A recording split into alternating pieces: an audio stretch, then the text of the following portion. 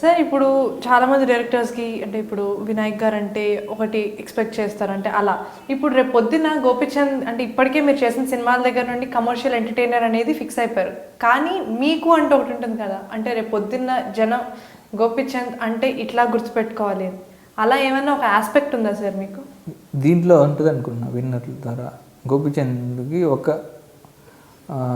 అంటే ఒక కమర్షియల్ సినిమాతో పాటు ఒక మంచి అంటే అన్నీ అంటే మిక్స్డ్ అంటే కమర్షియల్ సినిమాని ఒక ఎమోషనల్గా కూడా బాగా డీల్ చేస్తాడు అనేది పర్టికులర్గా ఇది. అలానే స్పాన్ ఎక్కువ ఉంటుంది, మంచి హీరోయిజం ఉంది దీంట్లో, దాన్ని ఎలివేట్ చేసే సీన్స్.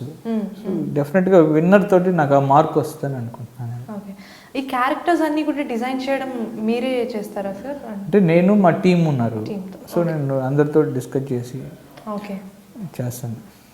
సో మీరు చెప్పినట్టు నాకు తెలుసు you are so busy after promotions అన్నీ చేసుకుంటూ కూడా. థ్యాంక్స్ మీ టైం నాకు ఇచ్చి ఇంటర్వ్యూ ఇచ్చినందుకు. వెల్కమ్. అండ్ విన్నర్ టైటిల్ లాగే ఈ సినిమా కూడా విన్ అవుతుంది, అందరి హార్ట్స్ని కూడా విన్ చేస్తుంది. And all the best for the film. Thank you very much.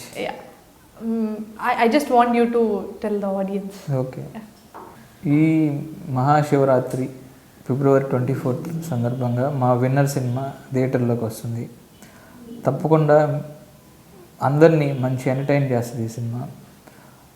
Box office దగ్గర తర్వాత మీ హృదయాల్లోనూ ఇది విన్నర్గా నిలుస్తుందంటే డెఫినెట్గా నేను అనుకుంటున్నాను.